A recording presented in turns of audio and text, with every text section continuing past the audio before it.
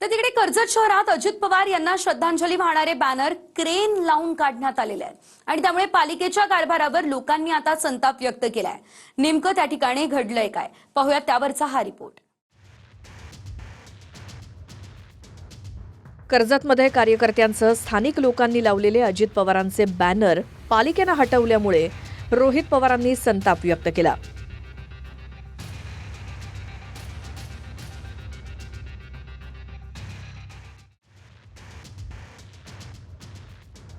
कर्जत शहरात काही ठिकाणी क्रेन लावून तर काही ठिकाणी कर्मचाऱ्यांच्या सहाय्यानं अजित पवारांना श्रद्धांजली वाहणारे बॅनर हटवण्यात आले। त्यावर माझ्या मतदारसंघात कर्जत शहरात नागरिकांनी अत्यंत दुःखी भावनेनं आणि जड अंतःकरणानं लावलेले अजितदादांच्या श्रद्धांजलीचे फ्लेक्स नगरपंचायतीनं अत्यंत वाईट पद्धतीनं काढून टाकले। ही बाब अत्यंत संतापजनक आणि भावनांचा अवमान करणारी आहे। दरम्यान या प्रकारानंतर कर्जत शहरात सर्वपक्षीय लोकांनी रास्तारोको करत आंदोलन देखील केलं। विशेष म्हणजे पोस्टर हटवताना अजित पवारांच्या फलकांची विटंबना देखील केली गेल्याचा आरोप करण्यात आलाय। कर्जतमधनं रोहित पवार आमदार असले तरी नगरपालिकेत भाजपची सत्ता आहे। इथली सारी सूत्र भाजप नेते राम शिंदेंच्या हातात असल्याचा दावा केला जातो।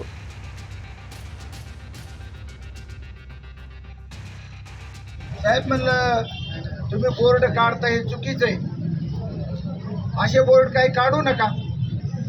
नाही म्हणले मला वरून आदेश आहे। अरे वरून आदेश कोण देत? तुला वरून आदेश एक तर नगराध्यक्ष नाही तर राम शिंदेचा। तू राम शिंदेने ह्यासाठी आणला का इथं आमच्या जनतेच्या बरोबर बसवायला? असा माणूस असतो का?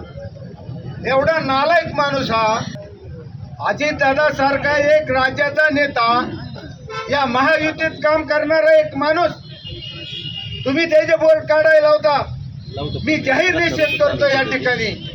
आणि तुमच्या ह्या निवेदनाच्या अनुषंगाने ज्या भावना आहेत त्या भावना मी माननीय जिल्हाधिकारी यांच्याकडे पोहोचवतो, परंतु माझ्या अभिप्रायासह पोहोचवतो की याच्यात काय चुकीचं घडलेलं आहे यासह पोहोचवतो। संत बाळगू नका, मी निष्पक्ष याच्यामध्ये चौकशी करतो। कुणाल जायकर, TV9 मराठी, कर्जत, अहिल्यानगर।